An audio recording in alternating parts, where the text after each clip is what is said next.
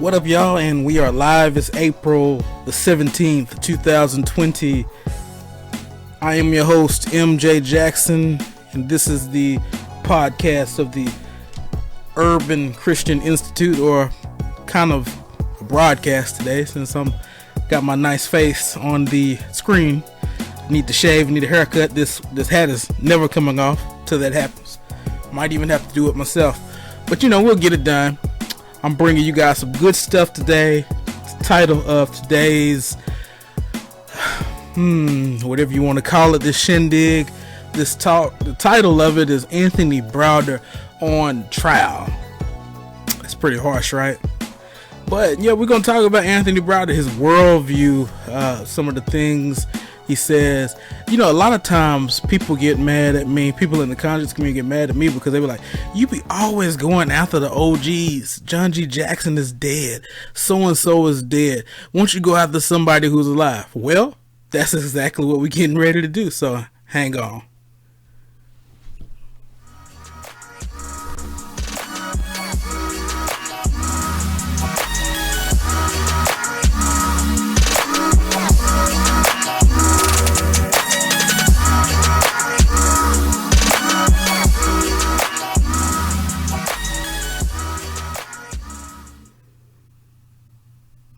All right, so yeah, we're about to get into it.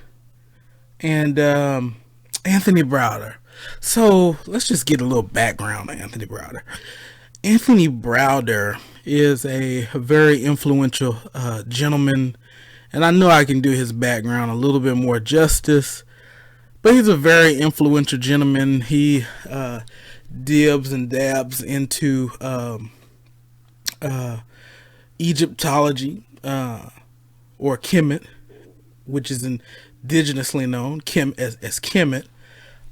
So he dibs and dabs into a little bit of that. But he wrote two influential books, From the Browder File 1 and From the Browder File 2.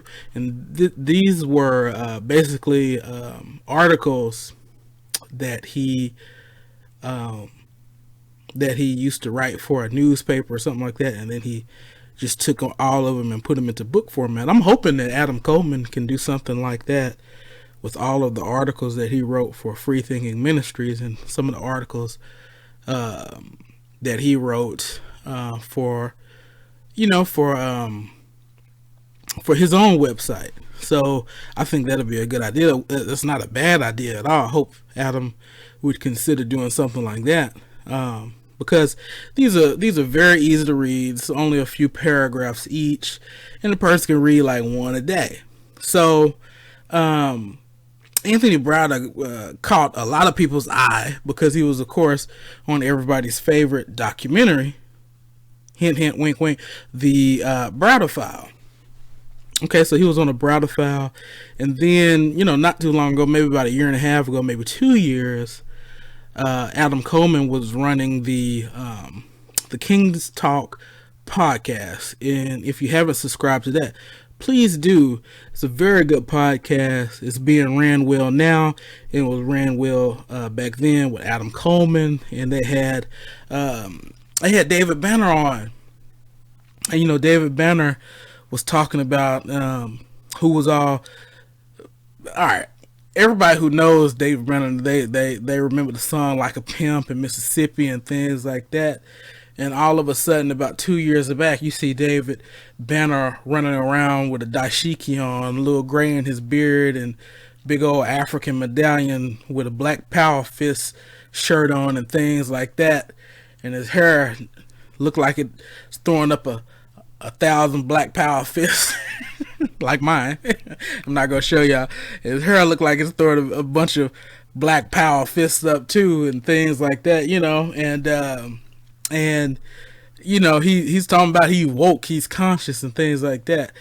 Now, like I said, on that episode with Adam Coleman, of course, he said, yeah, I've been woke, I was just high and oversexed and things like that. But come on now. We see what's going on. In other words, he was being a hypocrite. He readily admitted that. But he credits From the Browder File for, helping him wake up. And today, if you want to today, if you want to get your conscious starter kit, you gotta have From the Browder File. I would go grab the book, but I'm not gonna get up in front of y'all and all that's unprofessional, all that good stuff. So we're not gonna grab the book, but you gotta have From the Browder File. He also wrote a few other books: Nile Valley Civilizations, Nile Valley Contributions to Civilization, things like that. Egypt on the Potomac, Egypt on the Potomac. He even wrote a little piece on Avatar, and if you understand what's underlined between Avatar, what's an avatar? It's some Hindu stuff right there. So he even has some affinities for Eastern mysticism and things like that. So he wrote a little book critically analyzing Avatar. I got that book too. We might talk about that because we get a chance to figure out where he's coming from and things like that. But there's a lot going on in our nation, so we want to continue to pray for our nation and things like that while I'm sitting here criticizing Anthony Browder. So let's just remember to be prayerful, and of course it's our prayer even that even that Browder would even come to Christ, even that David Banner would come to Christ. But to we wouldn't mind sitting down having conversations with brothers like that. So that's what we're about to get into. And so right now we're listening in on the conversation on a conversation where David Banner brought Anthony Browder to his show, and we just I kind of got a few clips in because I want to interact with Anthony Browder. I want to interact with some of the things that he says, and it'd be a good opportunity for us to do some worldview analysis and things like that, and really listen, ask questions where we can, and things like that. So let's listen in to David Banner's mentor.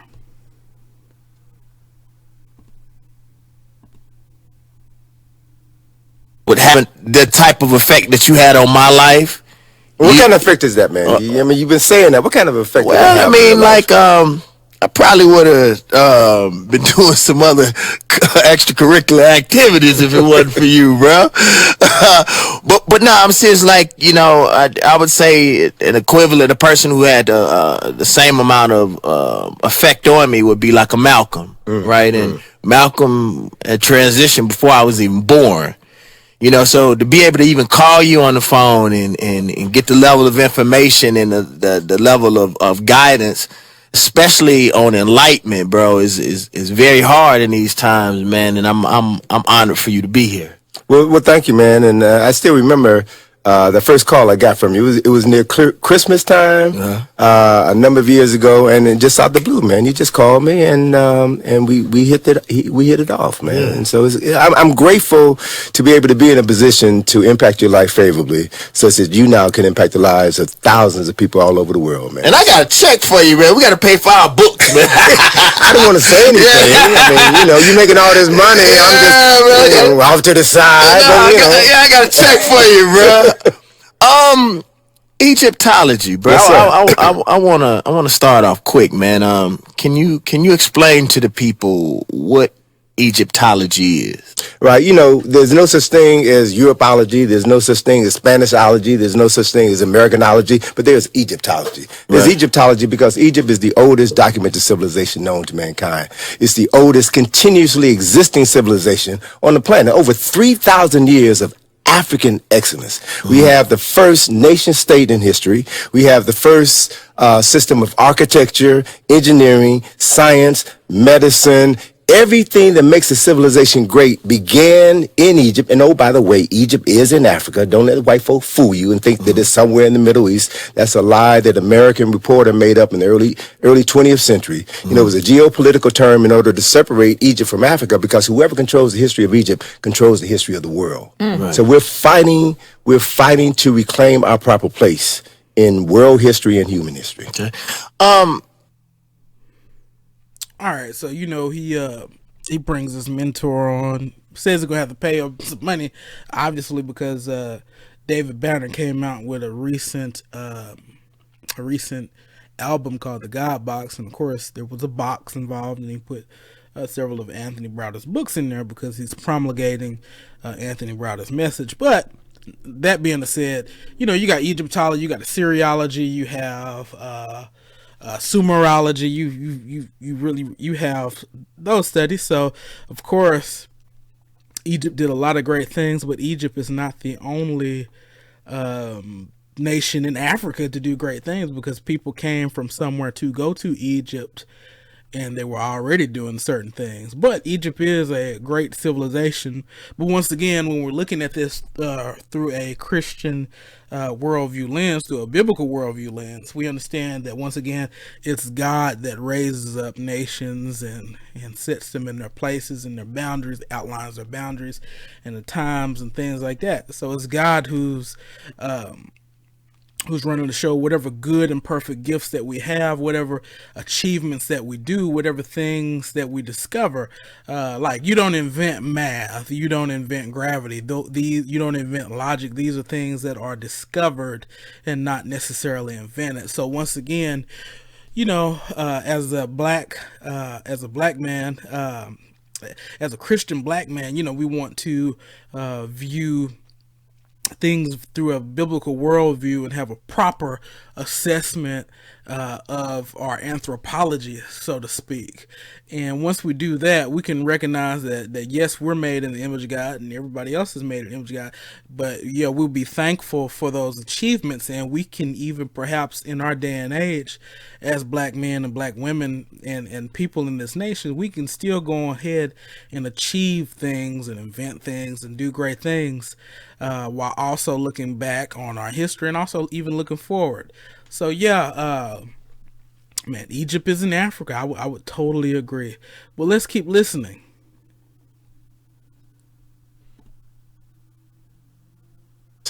You know, walking in and out of this tomb, these 2,700-year-old tombs, man. And I've come to understand that they knew that there was no such thing as death. There was no such thing as death. There's only what the Africans refer to as the Rahim Misu, the repetition of the birth, that we come back. And all right. So before I let them keep talking, they are kind of touching on various topics, and I want to give you some background real quick. I'm gonna try to give you background on each of these topics. But right now, David Banner had just asked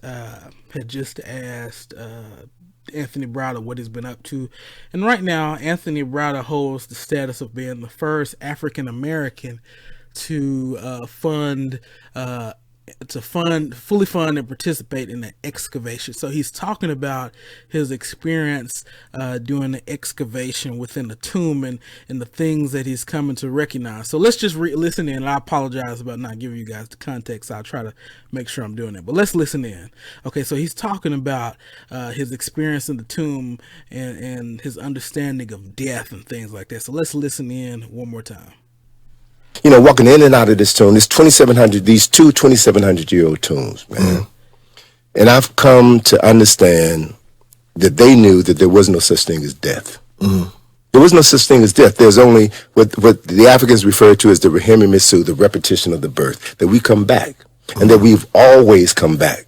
And the quality of life we experience when we come back is based on the quality of life that we experienced when we were here before. So it's all one continuum, and all of this information is there if you know how to read it. And when you really begin to understand what this truth is, then it makes all these other truths just disappear in the wind. You know, this religious truth about heaven and hell, that stuff ain't real, man. It's all made up. It's all made up, and it's all driven by fear.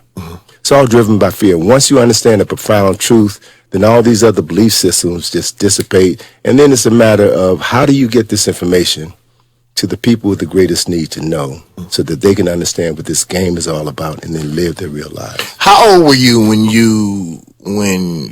you first started testing the things that you believed in? All right.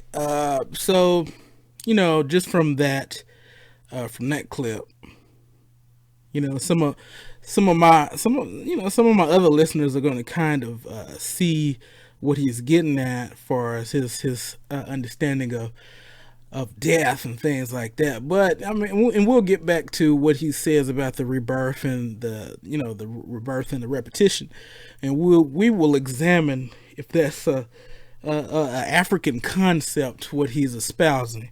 But he goes on to say that this religious truth is made up, and I just want to read a quote from his book. And while you guys were listening and looking at that, these are two of his most famous books. Okay, and of course, me, I'm gonna tag them and bag them and mark them up. But this is the first. This is the first one from the Browder File, and this is from the Browder File 2. These are two of his most famous books that people who want to become conscious that they just gravitate to. But I'm gonna read a quote out of his book.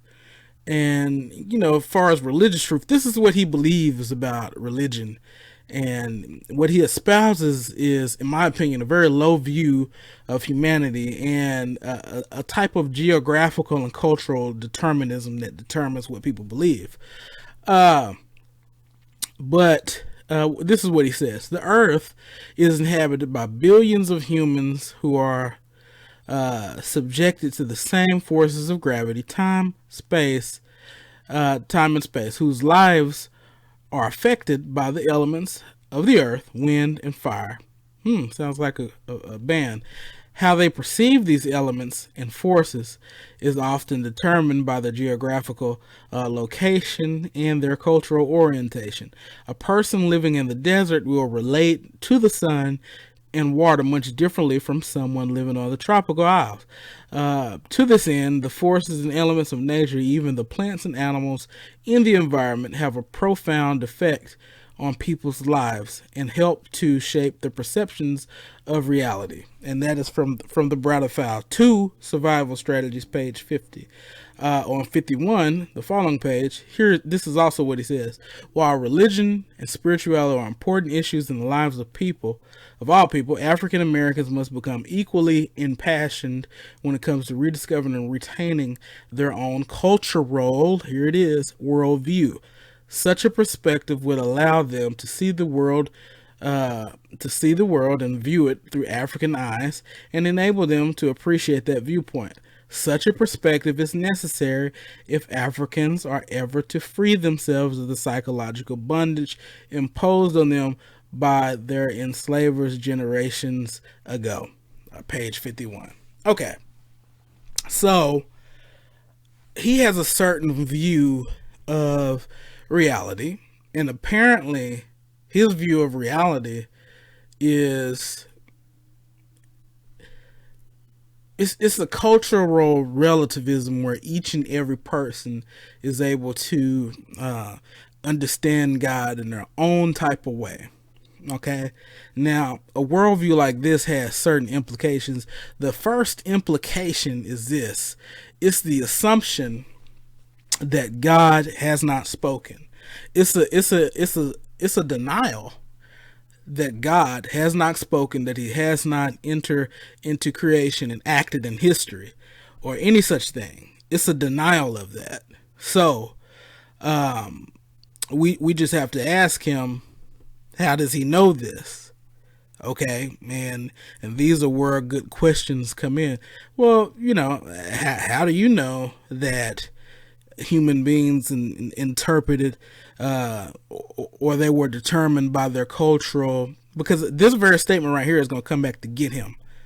And I want us to remember these two statements, page 50 and 51, because he's going to say something and I'm going to hold him to this, that their geographical location and cultural orientation determine how they viewed God and things like that.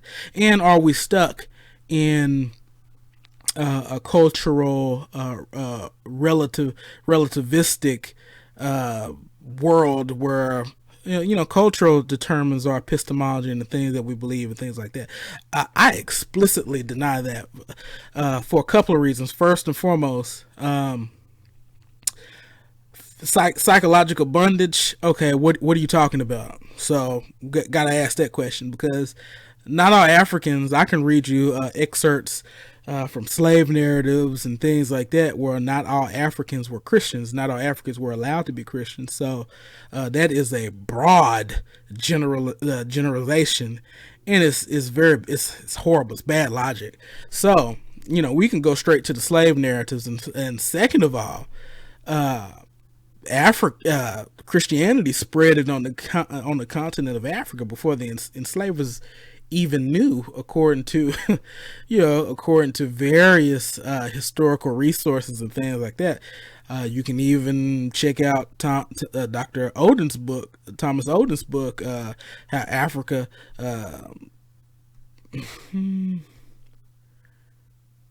How Africa Shaped the Christian Mind. Let me just double check. God, that's horrible, isn't it? Jesus. Oh my God, I'm sorry. I just want to make sure I'm giving out the right information. How Africa Shaped the Christian Mind. All right, I had it right. Thank you. You can even check out that book. You can even check out various history books talking about African Christianity and things like that. So we talking about at least 1,500 years before slavery. Some of the oldest churches are in Africa and things like that. So once again, the cognitive dissonance is kicking in, where you cannot account for those historical facts. If your worldview can't account for those historical facts, that's a strike against it right there. That's a strike against the adequacy and the ability to account for empirical and historical facts of history. So yeah, we got an issue. But let's remember that he said this stuff is made up. I would challenge him to demonstrate it. I would challenge him, because once again, guess who's making the claim? He is. So all we have to sit back and do is challenge to a person to demonstrate it. And we can sit back and drink a cup of Kool-Aid at that point, but let's keep going. I think I am on scene number 4. So let's keep trucking, right? And here it comes.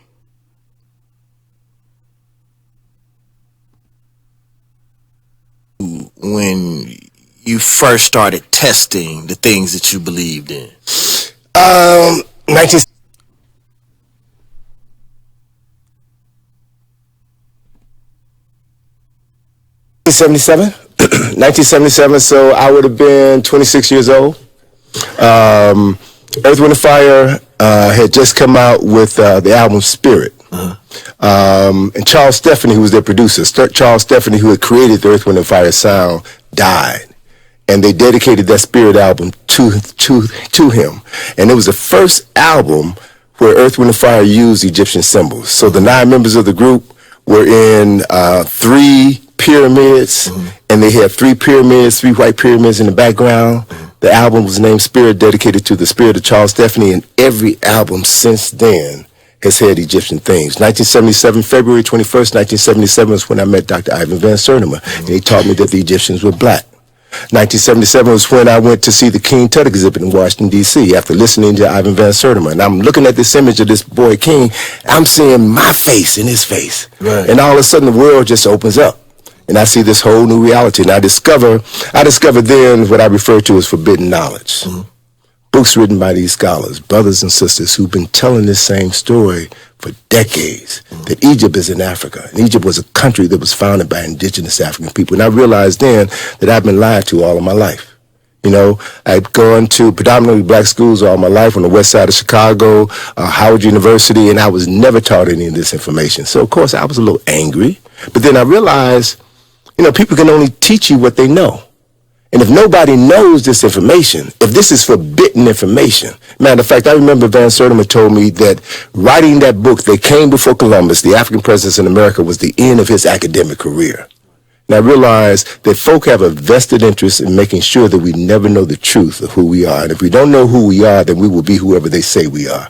So this power, man, this freedom that came with knowing myself just excited me. And I made my first trip to Egypt with Dr. Ben in 1980. And I saw with my own eyes evidence that validated that I have been lied to all my life. And I decided when I came back that I needed to get this information out to folks. So that was 40 years ago. And I'll be making my 60th trip to Egypt in September. All right. So, David Benner asked Dr. Browder, how old was he when he began to start testing what he believed? Okay. First and foremost, just studying history should not necessarily cause you to change your metaphysical views and things like that of what's possible and what's not possible and things like that. It should not necessarily cause you to lose faith. I mean, history, history, if you're trying to do it right, so they say, you have to be conscious of your worldview when you're doing history. So what happened here was, in my opinion, the brother began to take on the certain philosophies began to be injected into how Browder was studying history, so to speak, where a certain proposal of an evolutionary theory of religion. I mean, like, why? Because I've read his books and things like that. And I know the sources behind Van Sertim. I know the sources behind, Joseph Ben Yakin and things like that. And the sources behind them was Kersey Graves, Gerald Massey. These guys are not Christians, and they do have an axe to grind. And some of them were involved in the occult, and others were just flat out atheists, and they had an axe to grind, so to speak. But so there was a certain philosophy adopted even in one study of history. But we readily acknowledge, and even of myself as a black man, that Egypt is in Africa, and whoever says that it isn't is wrong. Okay? But should studying that alone cause you to drop your faith in Jesus Christ? I'm not sure. But this business of about testing our belief system. So the first question that I often ask people when they say, okay, are you willing to test that? Well, what is the criteria, and where is the criteria coming from? And what is the best view of reality? And a lot of times I don't get straight answers when it comes to criteria. But what the issue is Browder began to test what he believed using autonomous criteria that tries to separate itself from God. And when you do that, you are always going to get twisted answers, so to speak. You're always going to get a twisted perspective, because it's going to be a perspective basically from another man. It's not going to be an objective perspective, so to speak. And God has the perfect perspective, and he reveals that perspective to us in his revelation. He reveals it both in general revelation and special revelation. Once again, general revelation and special revelation goes together, because special revelation corrects any misunderstanding or any twisted view of general revelation. So what is the criteria that you're using to test what you believe? And I often talk about the 3 worldview tests, but these 3 worldview tests are based on God's revelation, for the simple fact that he cannot lie, that God is the creator, and therefore the as my presuppositionalist friends would also put, not only is he the creator, but he supplies the preconditions for all in intelligibility, for all of reality and things like that. But as the creator and cause of reality, God has the perfect perspective. So, he cannot lie. That's why lying is wrong, because it's a strike against his character. We can test it logically. We can test things empirically, because this is the world that he created. So any fact of history would be governed by his hand as he guides history down its path. Also, he commands us in which ways we are to live. In other words, we're commanded to live a certain way ethically and things like that, but we're also made in his image. So any worldview would have to account for us as existential beings and things like that, would have to have a certain ability to account on the existential level. So these things are derived, this criteria is derived from God's revelation. So we test anything against God's revelation, and if we're going to test God's revelation against his revelation, well, there it is. There is no other test for that. You know what I'm saying? So we understand that God has the perfect perspective, and as far as testing our beliefs, yes, we can investigate the resurrection and things like that, and we can be confident that the earth had a beginning and things like that. And all of this would require the triune God of Scripture, so to speak. But I when people get to talking about tests, I'm saying, okay, so what's the criteria, and why should we go with that criteria? You know what I'm saying? So there is a need for objective criteria whenever you're talking about whenever you're talking about testing, so to speak. So that's my pushback on that. Where are you getting this criteria from if we're talking about testing? And just a comment on Ivan Van Sertima's book. Okay, just a brief comment. Ivan Van Sertima got kicked out of academia due to the fact that the book, he wasn't really willing to defend the claims that he made in the books. And anytime that somebody challenges you on certain claims that are made in the book that came before Columbus, and your go-to is to say, "Oh, they're being racist," game over. If you wrote a good book, you should be able to stand by it and defend it, not adjust it in an ad hoc type of fashion, but truly defend it, truly defend your work and things like that. And yes, when he wrote that book, they took care of business as far as peer reviewing it and things like that, and it really didn't stand up to scrutiny. Neither was he willing to debate it. So that's my thoughts on his book. But let's go to the next scene.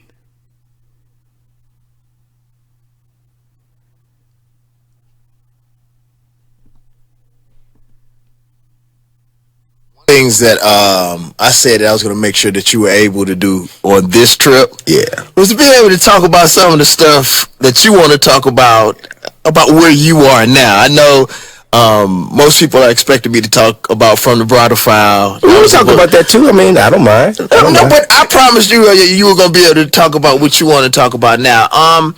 We said that we were going to talk about spirituality, right, and where you are spiritually. Can you explain that to us?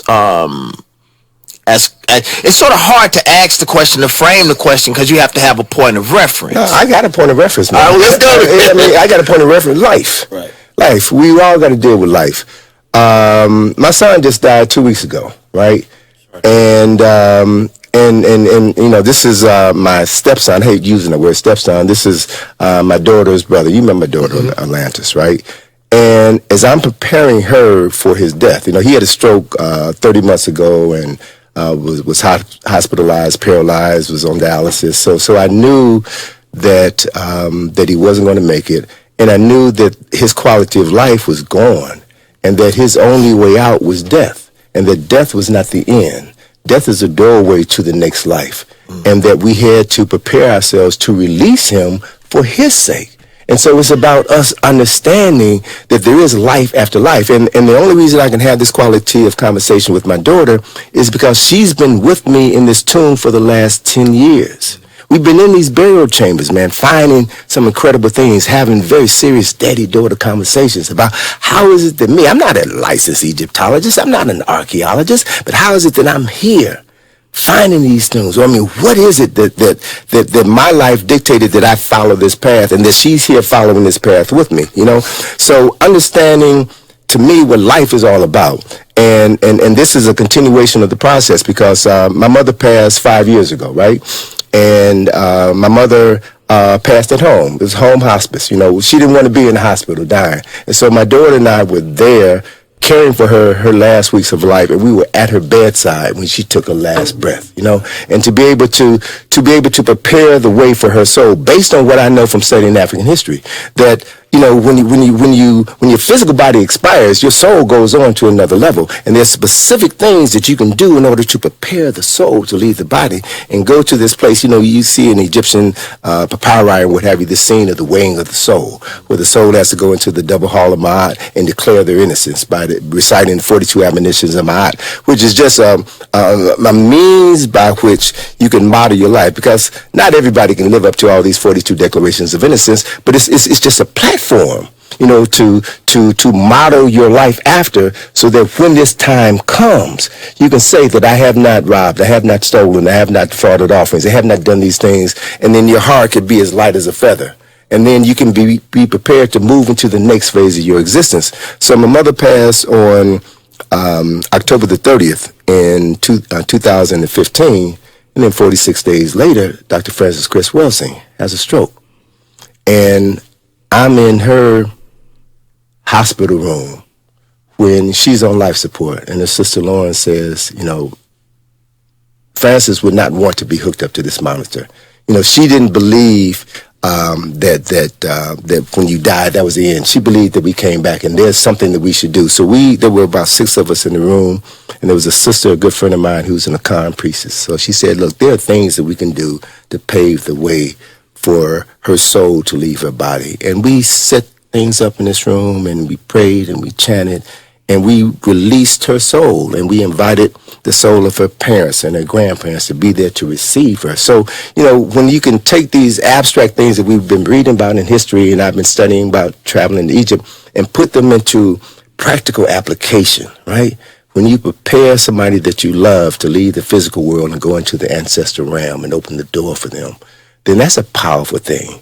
And so, as I said, I've come to understand that there is no death. There's only life after life, and that life is a continuum. And when you understand this, it makes you see everything differently.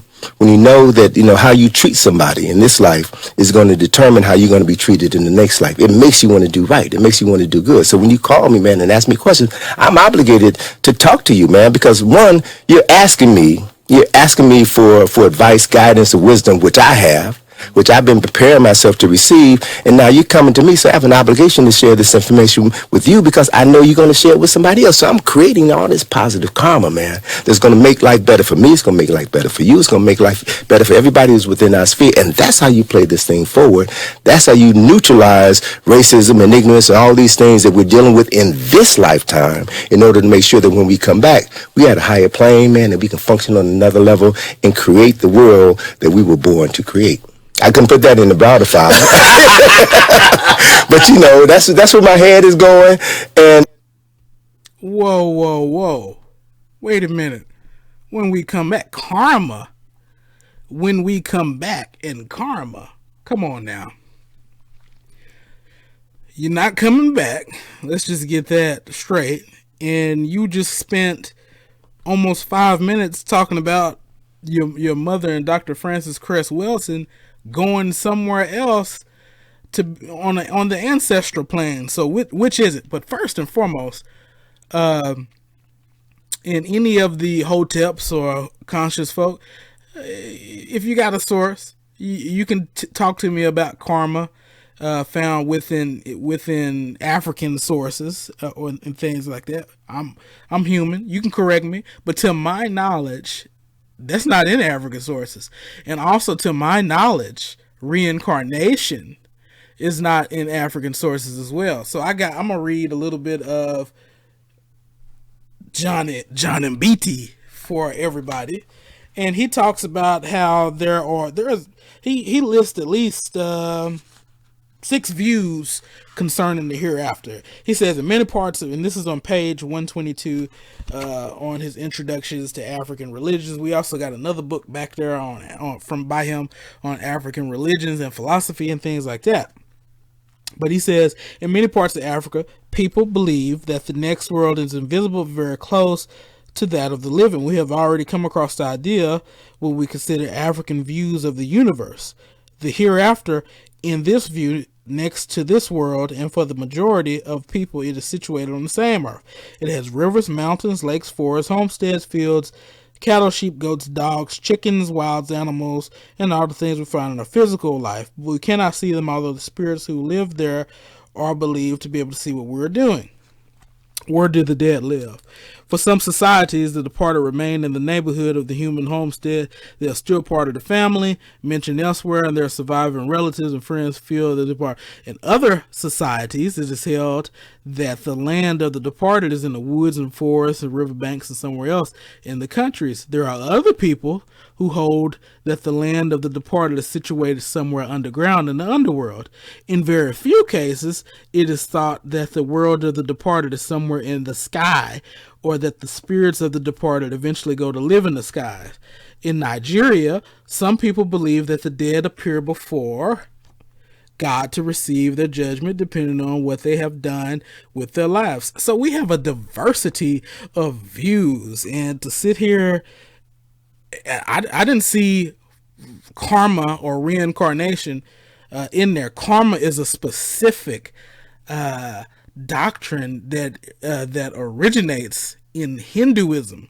It's pretty much the cause and effect, and it is contradictory in the fact that it's supposed to be impersonal, but yet karma has the perfect memory to dole out what a person should get based off of the bad and the good that they've done. Furthermore, the goal of karma and reincarnation is not that you come back in a better position that you are in another life. No, the goal of karma is to get rid of your bad karma so that you can pretty much go into non-existence within the one. You can check any philosophy of religion dictionary, you can look at Kingdom of the Cults by golly, what is his name? Hang on, I'm having a brain issue. You can you can check out Kingdom of the Cults by Walter Martin. He talks about it. You can grab anything on the New Age. There's a couple of New Age books by Dr. Douglas Grutheis that you can look at that talk. Yeah, because once again, Anthony Browder is espousing Afrocentric New Age. This is not even found in Kemet. This is not found in traditional African religions and things like that. So the goal of getting rid of your karma and bad karma is that you would go into non-existence, into the one, or nirvana, or I forgot the Hindu word for it, but nirvana is the Buddha word for it. Satori, things like that. But the question is there reincarnation in Africa, in the African religions? Let's talk about it a little bit. Okay. On page 125 of, and I was reading the previous pages I was reading was 122 through 123 and 124. So I'm on page 125 now. It says, during this period, which may last up to 4 or 5 generations, it is possible for something of the features or characteristics and personality of such a spirit, the living dead, to be noticed in a newly born child. Then people would say that so-and-so has come back. Let me read a little bit before that, because I want you to get the full context. While surviving relatives remember the departed, the spirit more or less dead, the spirit more or less leads a personal continuation of life. Okay. So the spirit of a person who was dead goes on to another form of existence. Fine. It has become what we have called the living dead. People regard it as being much like a human being, although it is dead. It appears to members of the family. They will say that they saw so-and-so. Up to that point, it has not lost its personal name and identity. During this period of time, which may last up to 4 or even 5 generations, it is possible for something of the features, characteristics, and personality of such a spirit to be noticed in a newly born child.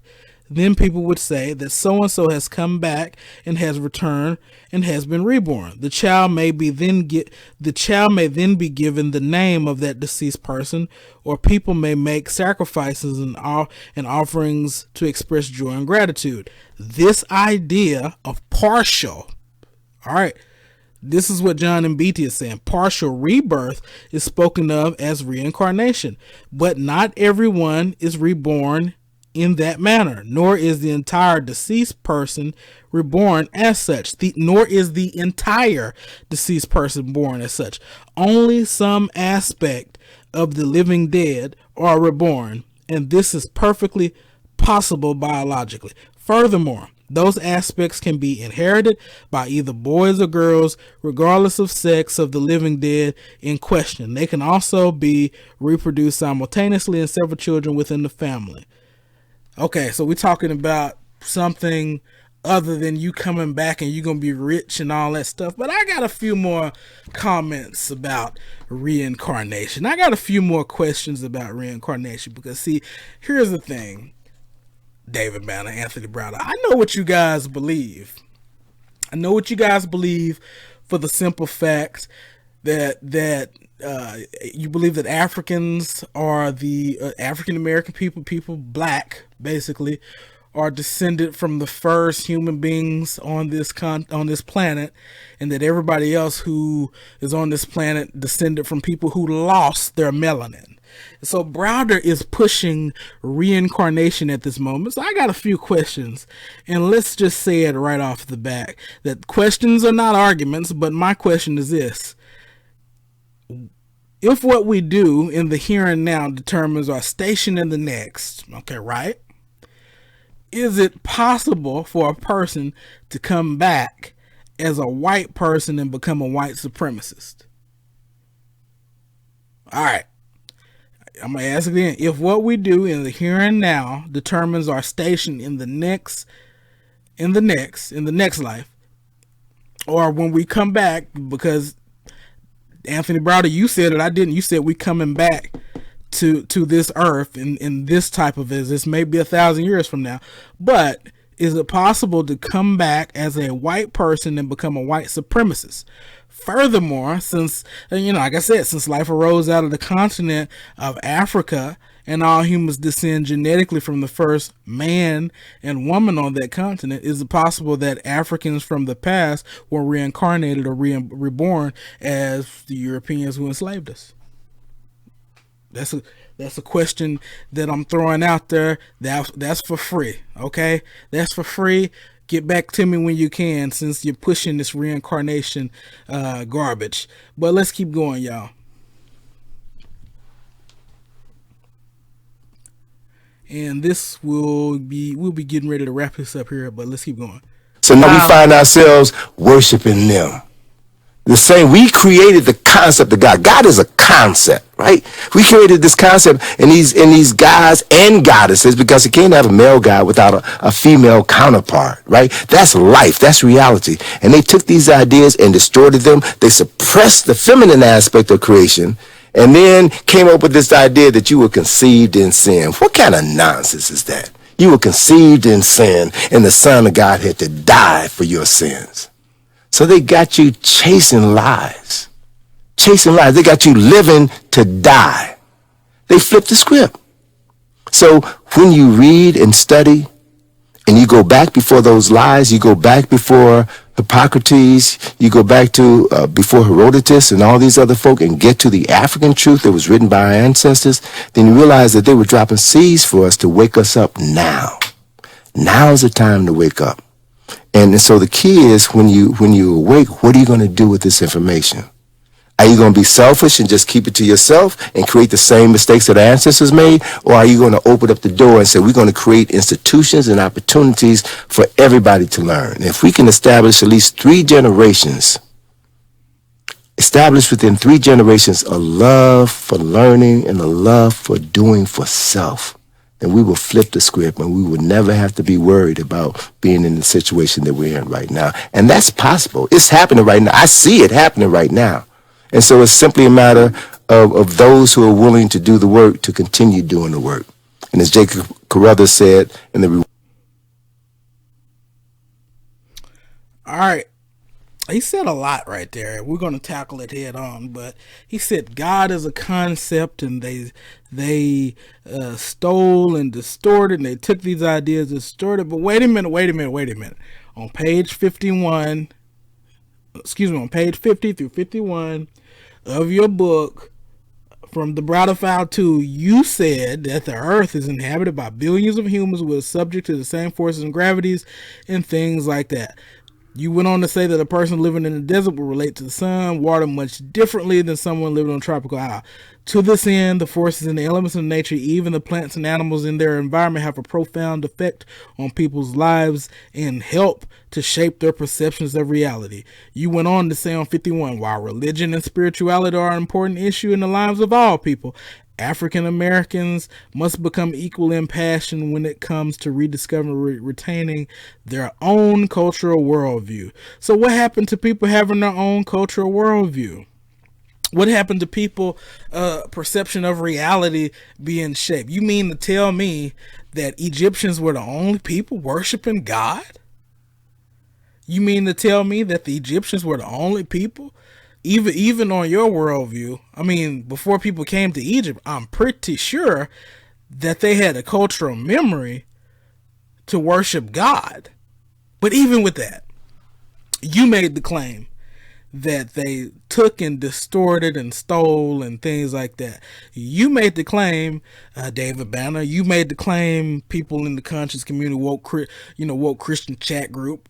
If you make the claim, get ready to be able to demonstrate that. So if you make the claim, you made the claim that God is a concept.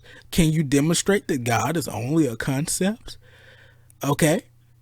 And can you demonstrate that they took these ideas and distorted them? Because you're begging the question, because the biblical concept or the biblical notion or God as revealed in the Bible is thoroughly different than God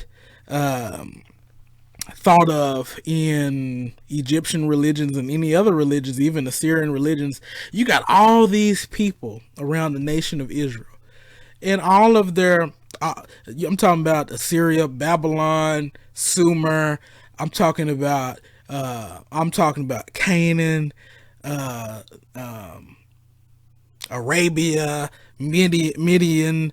All of them had concepts of where God was sexed, and he would have to have sex to create, and he had a female counterpart and things like that. For if you want to, and if you want to hear a good discussion,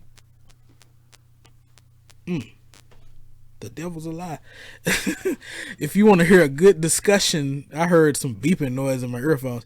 If you want to hear a good discussion on why God has revealed himself a certain way using masculine pronouns and things like that, read Paul Copen's book, Is God a Moral Monster? And you can start right there, and I'm pretty sure you can check out the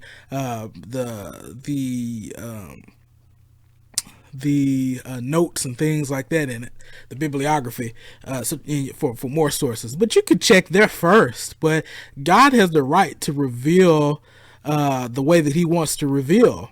Furthermore, a lot of people were twisted enough to start sex cults and things like that for what they thought would be female goddesses. So, the human mind is so perverse and things like that, that God took care to reveal a certain way. And God has the right to reveal how he wants to reveal. And furthermore, the notion of male and femaleness has to do with us as creatures and not with God. So once again, you need to get it in your head that God is not like human beings, and there is a creator-creature distinction, so to speak. And if you go into these conversations with that in mind, you might get somewhere. But once again, Anthony Browder made a claim that God is only a concept. So to the very notion of abstract things and stuff like that, and concepts and things. I would just say that, I mean, can you even account for abstract entities and concepts and non-physical realities? I would say that unless the triune God exists, there can be no reality of abstract non-physical realities. And I would challenge, I did have an argument, but I'm looking at my time. And I'm at 55 minutes 24 seconds. Y'all want me to drop this argument? All right, let me see if I can get through this argument for this. Because human beings, once again, we don't necessarily invent certain things. Some things are discovered. But let's just take a look. Unless the triune God exists, there can be no reality of abstract, non-physical realities. These, which happen to be some of the most important realities life, cannot be detected by the human senses. Okay, these intangible, abstract realities are conceptual in nature and consist of things as numbers, propositions, sets, properties, the laws of logic, moral values, and universals. These are considered by many to be invisible, universal, and objective. They are not physical in nature, nor are they readily reducible to or explainable in terms of physical matter and its process. The idea of these being the product of human convention or invention faces insurmountable logical problems. Let's take a look at a couple of examples. First, the objective nature of numbers. The notion or idea of nineness, symbolized by the number 9, was discovered and certainly utilized by the human mind, but clearly was not invented by the human mind. The reality of nineness is demonstrated in such statements as the 9 planets in the solar system existed prior to the emergence of the first human mind, or prior to anybody building a pyramid, lining them up with the whatever planets or anything on Orion belt. It's evident that at least 9 planets existed in the solar system prior to man's or the Kemetic's recognition of this fact. However, if nineness existed prior to the Kemetic or the human mind, it requires a conceptual foundation. The African theologian Augustine of Hippo argued that the human mind apprehends universal, objective, unchanging, and necessary truths superior to the human mind itself. Since truth must reside in a mind, Augustine reasoned that these eternal, transcendent truths are grounded in the eternal mind of God. Thus, God exists to explain these eternal truths. Second, the fundamental laws of logic, the law of non-contradiction, excludability, and identity, are not a product of the human or Kemetic convention. The principle of non-contradiction, nothing can be both, can both be and not be at the same time and in the same way, is not a product of the human or Kemetic convention. The principle of non-contradiction is not only cognitively necessary and irrefutable, but is ontologically true. That is, it defines the very nature of reality itself. Logic also appears to need a foundation beyond the mind of man, and better yet, the Kemetic mind at that. Since mathematics and logics, the foundation of science, have validity and provide human beings with real knowledge about the world, then these two conceptual disciplines couldn't be about merely subjective man-made notions. They must be dealing with objective realities. But if these abstract entities are invisible, non-physical, objective realities, then how can they be accounted for properly? Everybody say, surely the naturalistic or cultural relativistic worldview isn't adequate to account for them. The Christian theistic worldview, however, grounds these conceptual realities in the mind of an infinite, eternal, and personal spiritual being. God is the creator both of the visible and the invisible, the source of both the sensible and intelligible. All right, well, check this out. I'm gonna give y'all a little Bible too. Praise him, all his angels. Praise him, all his heavenly armies. Praise him, sun and moon. Praise him, you shining stars. Praise him in the highest heavens. Praise him, you waters above the heavens. Let them praise the name of the Lord, for he commanded and they were created. Psalms 148, 2-5. For everything was created by him in heaven and on earth, the visible and invisible, whether thrones or dominions, rulers or authorities. All things have been created through him and for him. He is before all things, and by him all things hold together. Colossians 1:16-17. And with that, Anthony Browder, I'm going to drop the mic and say, bruh, I don't know what you was drinking when you was listening to Earth, Wind, and Fire, but you need a reality check. With that, God bless you guys, and thank you for checking out my podcast.